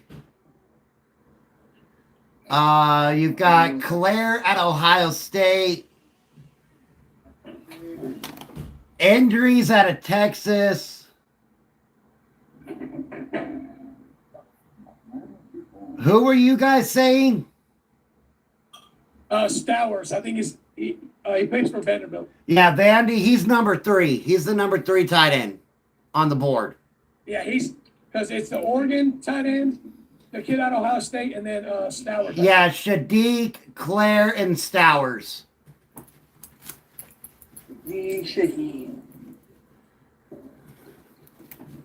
So, but again, even if we were to get a Kyle Pitts, and if we take that wide receiver out of Washington, I doubt Stowers would fall to us in the second round because he's the third tight end on the board. If you sign Pitts, tight end doesn't become a major issue in the first and second round. Wide receiver does. If you don't sign Kyle Pitts or David Njoku, then you might have to, turn your focus more on to the tight end in the first round over a wide receiver. But I know Sean Payton is a big fan of Kyle Pitts and David Njoku. There were talks about them trading for David Njoku, but knowing that he's going to be a free agent and that the Browns are not bringing him back because they have two young tight ends, the free agency is more promising. And the same thing with Kyle Pitts out of Atlanta. I would absolutely love for them to get Kyle Pitts out of Atlanta. He's a big target, sure-handed with Bo Nix, Davis Webb, Sean Payton. I agree with you, Chris. That's Jimmy Graham incarnated, right, with this offense. So I'm gonna go ahead and say this. I don't think Atlanta's gonna let Pitts walk that easy. He's probably going to get the franchise tag if they can't re-sign him. Well, it wouldn't be. Did they? No, I don't think he had a fifth-year option. Yes, he does have a fifth-year. Oh, he does. But I don't know if they enacted it or not. Because he was the first round pick. I haven't read that they enacted it. Yeah. I don't think they picked this up because they don't think it was doing. But I'm just saying, like he had that fifth-year option. He was a first-round pick. Hold on, let me. He'll probably get franchise tag. Hold on, let me pull this up real quick. Let's see what his market value is. Real quick. Because Atlanta would be stupid to let someone of that talent walk away from that offense. We are talking about Atlanta. Yeah, you got a new head coach down there. Raheem Morris is gone. Let's see here. Kyle Pitts' market value is $10.8 million. The Raiders. Myers. I don't know if is he a free. Myers is not a free agent. No, he's a free agent next year. Yeah, if you were to go for Myers, you would have to trade, and it being an in-division trade, it would probably cost us more than somebody else coming in and trading for him. It's just how it works. So if David Njoku is 29 next year. Kyle Pitts is 25. So if Kyle Pitts is off the board because Atlanta signs him, do you go for a David Njoku and then focus your first-round draft pick on another wide receiver, another big target, and then maybe the third round you look at another tight end? Because I think in the second round you might have to go offensive lineman. In my opinion, for the Broncos, you might have to go offensive lineman in the second round. Hey, so hear me out. So hear me out real quick, Armchair. Like, we don't get Njoku, we don't get Pitts, right? What if we just say, hey, let's bring in a trusted veteran that we know very well. Let me guess. They go Travis Kelce. I knew that's where you were going. And we would get the Swifties with us. Which I'm not worried about the Swifties. I'm just saying, like, the production, yes, his production is going to fall off because he is an older player.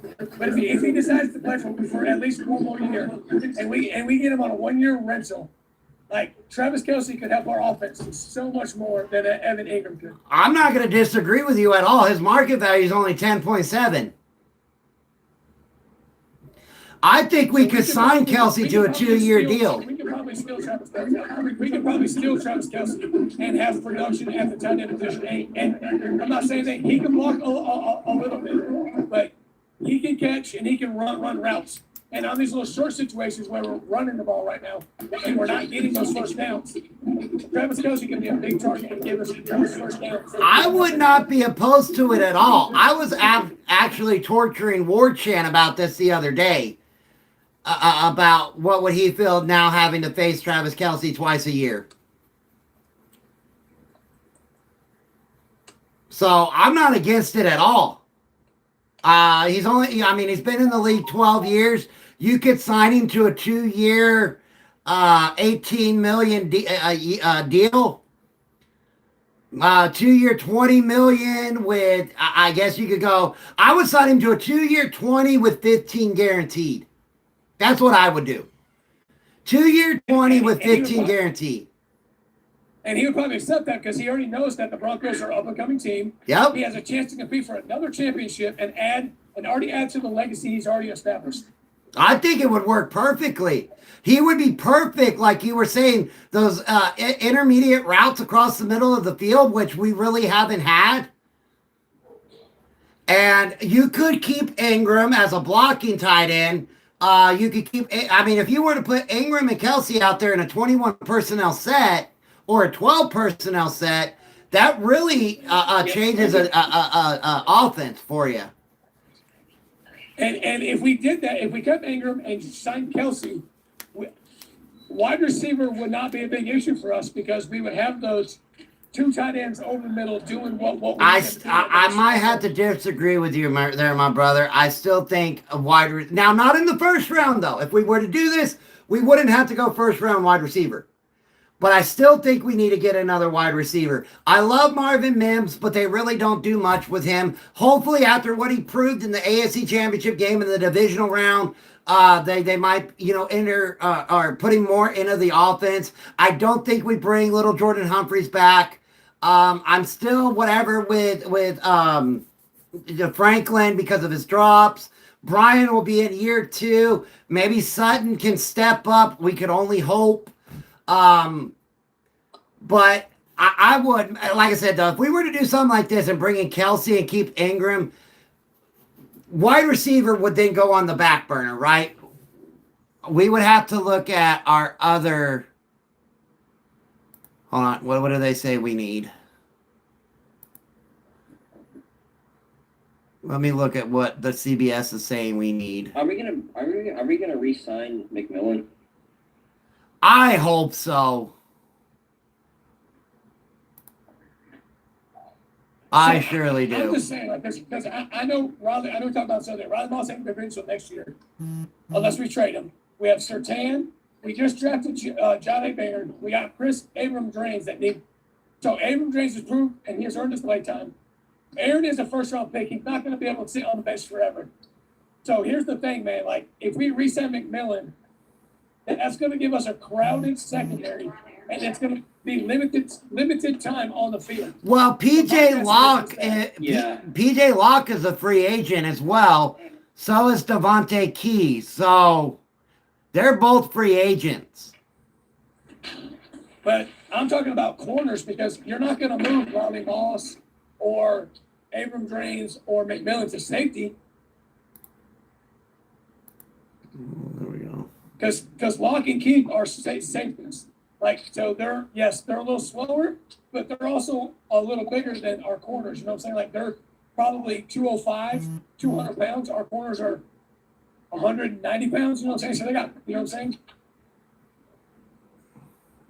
Yeah, we do got small players. Like, because generally your safeties are bigger than your corners, and that's why they play safety. All right, So, according to NFL.com, we need a linebacker, tight end, defensive line, offensive line, and running back.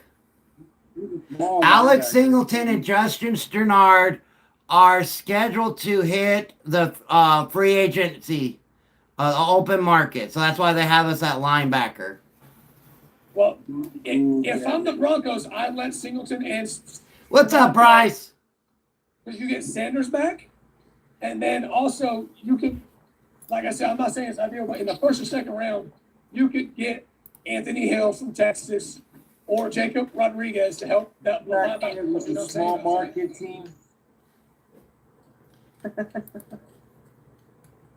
Yeah, I'm trying to bring him up. I love Bryce.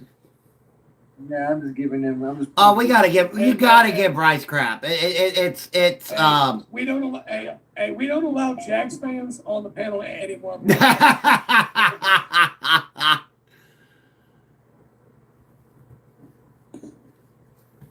Hey, leave him and his small market team alone.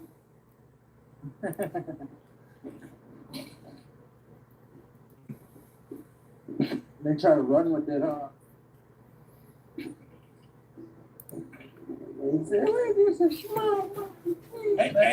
Hey, so, hey, Bryce. Hey, I'll say this about the Pats. If they let ETN go, man, it's gonna be a mistake for them. I agree. Why? We have facial Tim. And I also know that you also got what's his name? You also got LaQuint Allen, who's decent, but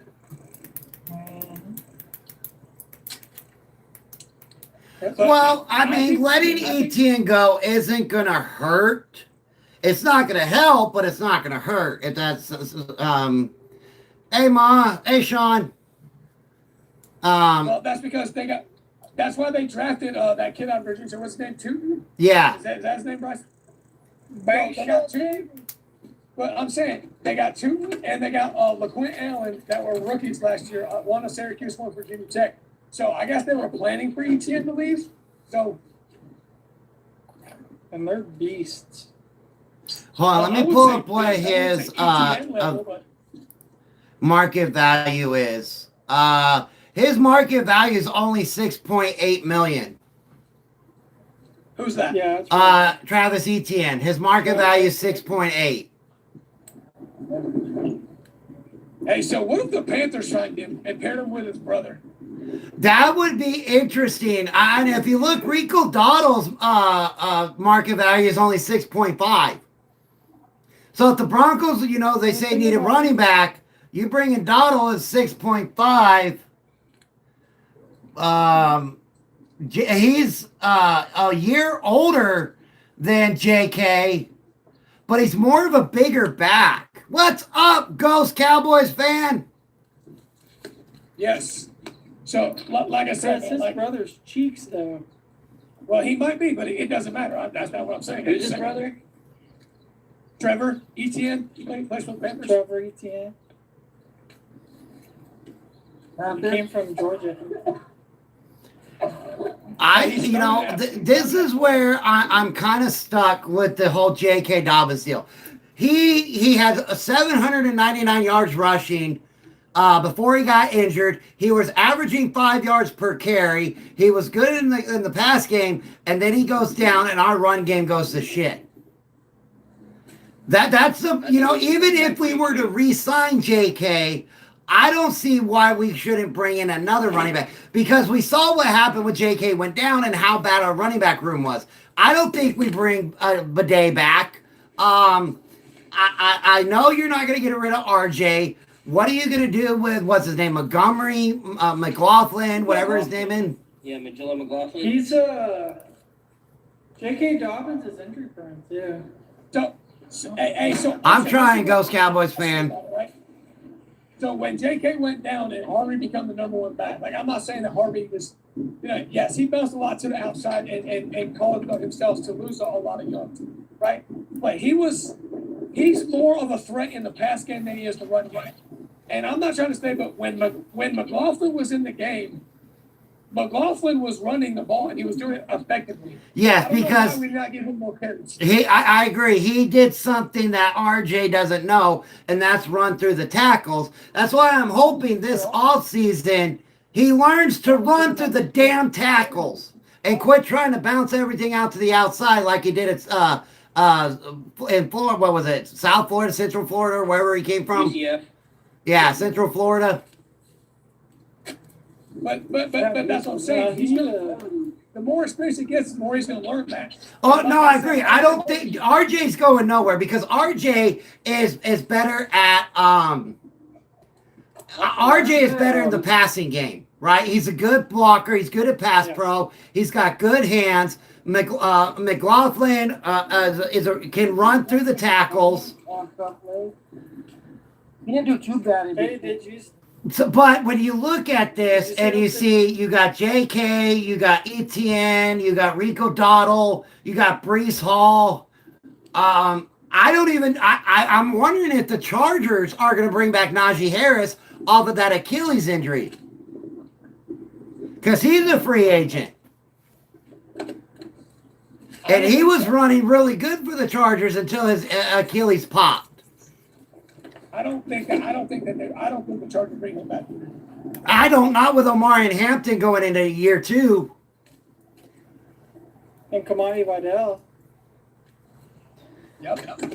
We also got Tyler Algier out there too that we can look at to bring in. Oh, I believe Bo Nix Bo Nix will be able to get back to practice and training in May. Is what they said, May? Yeah, beginning of May. Hey, Steve, right. So here's the problem I got with Tyler Algier. Tyler Algier is kind of the same kind of back we have in RJ Harvey. Yes, he can go to the tackles, but he's more of a threat in the pass game. He could. So I think the Broncos need to look at a clear one, like a guy that, yes, he can help in the pass game, but a guy that can come in and run the ball. So someone like Rico Dowdle, someone like ETN, someone like David Montgomery that's just going to come in and give you that hard running, and then use RJ Harvey in pass situations. That is going to be the ideal for the Broncos. Yeah, well, hold on real quick, because I love your take on Montgomery. I do. I absolutely love it. But let me pull him up real quick with the Lions. Let's see. So the Lions are $9.1 million over the salary cap. David Montgomery has got an $8.3 million cap hit. He's a free agent in 2028. So if you go after Montgomery, which I would absolutely love, by the way, and it's one of those, wishing on every star, writing letters to Santa kind of thing, you're going to have to trade for him. You're going to have to trade for David Montgomery. Montgomery's probably going to cost you a 3rd-round draft pick. 100% Montgomery is going to cost you a 3rd-round draft pick. Which I'm okay with that if he comes in and say, okay, this is what you're going to do. This is what you're not going to do. Like, you ain't got to worry about splitting carries with Gibbs, because Gibbs is going to get all the more carries. You're going to be our number one guy, and we're going to bring Harvey in to expel you in certain situations. I'm good with that, because he's only got an $8.3 million cap hit. His contract is not bad at all. Yeah, and that's what I'm saying. Like, we could get him Montgomery, but I'm just saying, like, but no Sean Payton. Like, I'm just saying, no Sean Payton. He would make a trade for Alvin Kamara before he did Dave Montgomery, probably. Like, so he's got an $8.3 million contract next year and a 10.2 cap hit the year after that. 2 very good numbers you could work with. What teams are y'all fighting with for running back? Because I think the Vikings need a running back too, right? They got Jordan Mason and they got Aaron Jones. I think Jones will be released. But I hope we go after Travis. Jordan Mason needs to be released. That dude's cheeks. So he was really good behind the 49ers online, but he did not run good behind the Vikings online. So you're gonna have to call if we keep George Payton, because there's rumors about him possibly getting traded to the Vikings.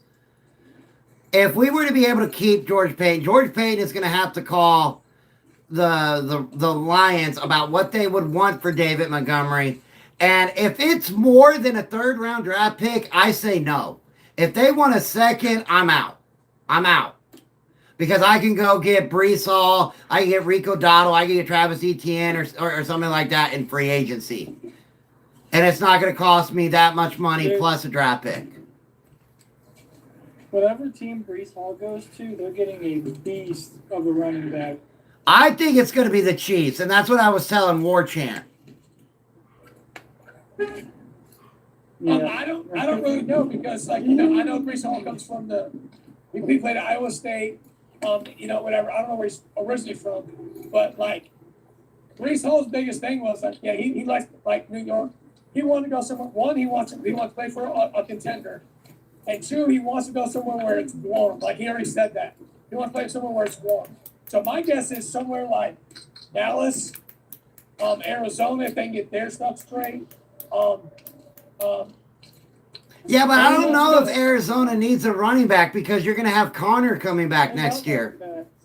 Yeah, but you can release James Conner and sign Brees Hall. I would take Brees Hall over James Conner any day. Yeah, that's something you could do because Connor's coming off of that injury. And like I said, that gives whoever the quarterback is for the Cardinals another target because Brees Hall is another, like, and I'm not saying he is him, but Brees Hall is another Christian McCaffrey type. He can line him up at wide receiver and he'll make plays because he's got hands like that. That makes a lot of sense to me as well. And I know my wife would absolutely love a Brees Hall coming into Arizona. And you're right, he'll be playing in the NFC West. He'll be in, domes a couple times a year. He'll be playing multiple games in a dome. And I know that money talks. Like say the Raiders. I'm not saying they're going to, but say the Raiders offer him a $20 million contract. He'd be stupid not to take $20 million for LA or Vegas. Well, the Cardinals have got $34.8 million in cap space as we sit right now until the new cap numbers are added in. So you're looking at $34 to $54 million in cap space for the Cardinals. And that's what I'm saying. They can afford. They can go out and they can get someone like okay, if Kyler Murray's not our quarterback, who's going to be our quarterback? Are we drafting one? Are we using Brissett? Okay, let's get him. I'm not using Jacoby Brissett. I'm not. If I'm the Cardinals and I'm was it Mike LaFleur? Is that who they got as their? Yes. Yeah, Mike LaFleur. I'm looking at Malik Willis. I'm looking at Snoop Huntley. Those are two guys that I don't have to trade anything for. They're free agents. I don't have to trade the 49ers for their backup quarterback. I won't have to trade the Packers because he's a free agent. I won't have to trade the Ravens because he's a free agent. So here's a scenario for you, Armchair. I know your wife's a big Cardinals fan, and I don't know how she feel about this, but so the Cardinals are picking at 3, right? And correct. Say they take the offensive tackle, right? They get rid of Kyler Murray. They do sign a Brees Hall, and say they go after someone like George Pickens or Juwan Jennings from the 49ers to help that wide receiver room, right? Okay, so now you got the offense. You use the draft to build the defense. You use one of those picks on a young quarterback in the second round. So say you get someone like Todd Simpson or a Trinidad Chambers in the second round. How would she feel if they brought Russell Wilson in to bridge the gap for those young guys? Because he is a mentor. I know. Big no, not only for her but for me. That's a big no. No, absolutely not. Absolutely not. I would no. If Todd Bidwell did that for the Cardinals, I think that city would revolt. That would be an absolutely horrible idea to bring in a Russell Wilson. We saw what he did in Denver. We saw what he did in Pittsburgh. We saw what he did in New York. Russell Wilson is done. He's done. He's not a starter. Not when I can go get a young guy like Malik Willis out of Green Bay, pretty much just for a contract. Not when I can go get a Snoop Huntley for a contract. So you say, like everyone, like I understand he's earned his right to be in this conversation, but we talk about Malik Willis like he's blowing people out of the water. Like I'm saying, he backs up Jordan Love. So when he come into that game for Jordan Love against Chicago or whatever it was, like they had no game plan so they could play, and he was in it. The Packers are a good system for him, but when he played for the Titans, he was absolutely, as Bryce like to say, booty cheeks. So why would you want to bring someone like that in when he hasn't really proven that he could be the guy? Well, you got to look at the new head coach and where he comes from. Right? Look at the new head coach and where he comes from. He's coming from LA, the Sean McVay coaching tree. Well, I understand that. And I understand that Matt, the head coach of the Packers, is his brother, and he can easily call him and say, hey, give me the scoop on Malik Willis. Like, what is his strengths, what is his weaknesses? And he can call him and he can get the scoop on Willis because that's what he can do. You know what I'm saying? Like, I understand that. they're both head coaches, but you're also brothers. So the NFL can't say, well, you can't call him. Right. You know what I'm saying? Because you're your brother. They were meeting over a family dinner. Right. I heard he might go to the Dolphins. I've heard that as well, but I don't know because you got Quinn Ewers down in Miami. Are we just going to throw Quinn Ewers away and say, okay, you did pretty good at the end of the year, but we're done with you? I don't see how the Dolphins and their new regime can do that. I think the Dolphins give Ewers a chance to start and prove. I agree. I kind of think you have to. And if he doesn't pan out the way that they want him to, then like I said. Then that helps your draft capital for next year. Or the year after next, I should say. Is that really strong quarterback class. Yep, 2027 is a very strong quarterback class. So like I said, and like I'm not saying that the Cardinals thing, but like I said, a lot of these teams could just use bridge quarterbacks. Like just use someone this year to get to next year. Like I understand that even if they suck and you're still bad, you might get a decent pick. D, I'm trying to bring you up, brother, but it's not letting me.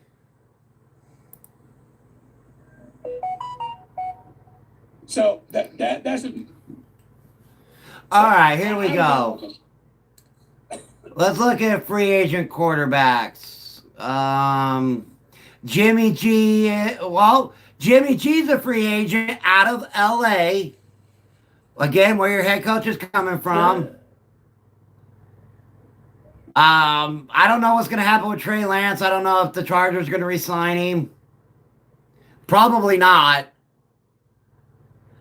How did he get banned?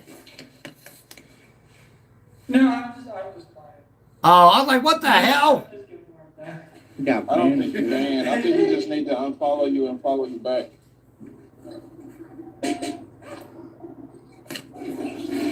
Man, even the free agent quarterbacks aren't even all that great. Are you looking at the free agent? So this also an ideal situation for the Cardinals armchair. What if they went after Mac Jones? You're going to have to trade for him, though. And you're going to have to trade with the 49ers. An in-division trade. Yeah. That's going to be the hard part. That's an in-division trade, so it's going to cost you more than an out-of-division trade. So what about, okay, I'm just throwing names out there right now for the Cardinals. So what about, and I'm not saying he's going to be ideal because he could be that bridge quarterback for them. Because you said no to Russell Wilson to be a bridge quarterback. So what about Kirk Cousins? I like it. I do. I'm a big fan of Kirk Cousins. I think that would be a good fit depending on how much he would want.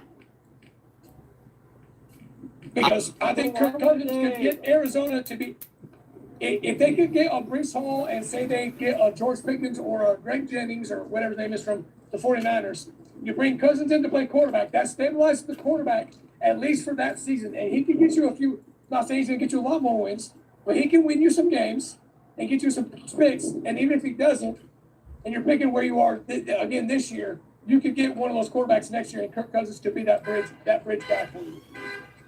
I think that makes a lot of sense because, again, we all agree. Hey, D, I accept it. There you come, brother. I agree. I think all of us agree that next year's quarterback class is way better than this year. Why would you waste money on Kirk Cousins?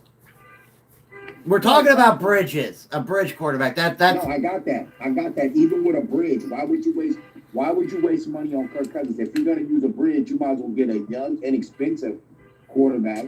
If you're gonna bridge anyway, right? You're gonna bridge. Like you might as well go get a Rattler or something like that. Yeah. Like, why would you waste it on Kirk Cousins? Well, so here's the interesting part. When he gets released, he's still going to get a lot of that money from Atlanta, so he might not cost you a lot of money. That's something you would have to, and that's what I was saying. It all depends on how much he wants.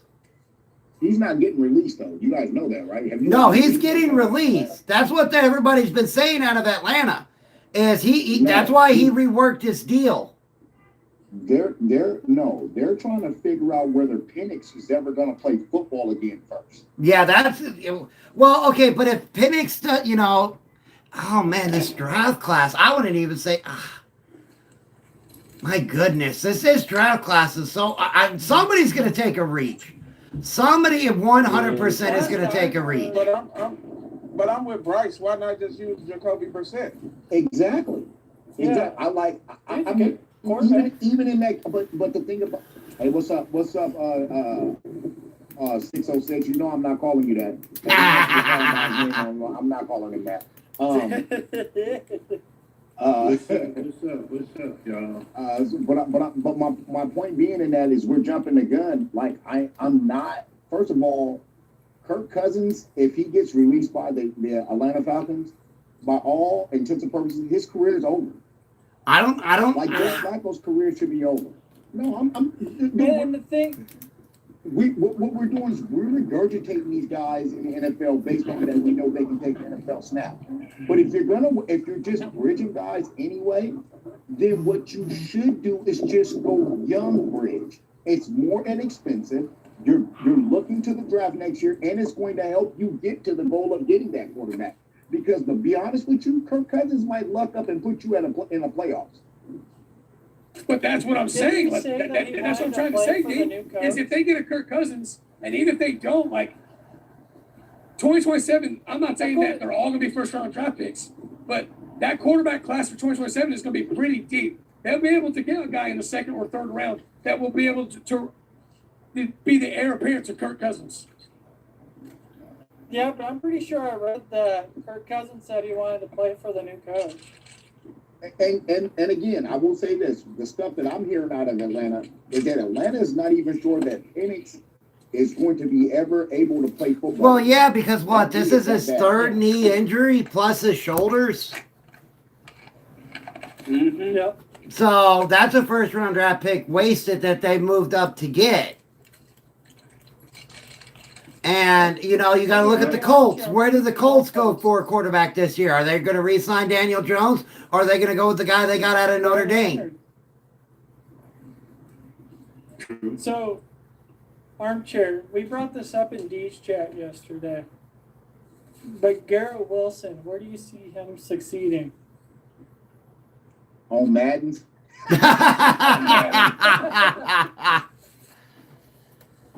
Garrett Wilson. Sorry, that was too easy. That was just too easy. That's a serious question. My bad, man. I'm sorry, bro. Garrett Wilson. Oh, really? Well, what do you mean by succeeding? Like, where do you see him playing and getting that wide receiver one role? Well, number one, you're going to have to trade for him out of New York. Yeah. Can I say this? My problem with Garrett Wilson and Breece Hall, because I was listening. My problem with both of those gentlemen is that they gave up on their teams and they quit on their teams. And I know changes in scenery works for other people, but when you're a quitter, if you'll quit once, you'll quit again. But again, this one's different. The Garrett Wilson, Breece Hall's a free agent, right? Garrett Wilson, you're going to have to trade for. And, Pittsburgh needs wide receivers, but they got DK. They still need wide receivers. I don't think they would trade for another wide receiver. I think they would go free agency or draft. Denver needs them. Kansas City needs wide receivers. Ayuk is out there. They need one more wide receiver. Hey, so D, here's the question. So D, here's the question. You said that Breece Hall, like we talked about Garrett Wilson and how he gets lazy on routes and all that kind of stuff, right? And then someone said all receivers that. Anyway, so you said that Breece Hall gave up on the Jets. Please give me an example of Breece Hall giving up on the Jets. Well, I can give you several examples. Chris, I would love to sit down with you just one-on-one and go over all 22 with you and show you where he was lackadaisical on blocks, where he was lackadaisical on hitting the hole, where he was tiptoeing through the hole. And I wish I could show you how to do that, D, but you would have to do this over a computer, not your phone.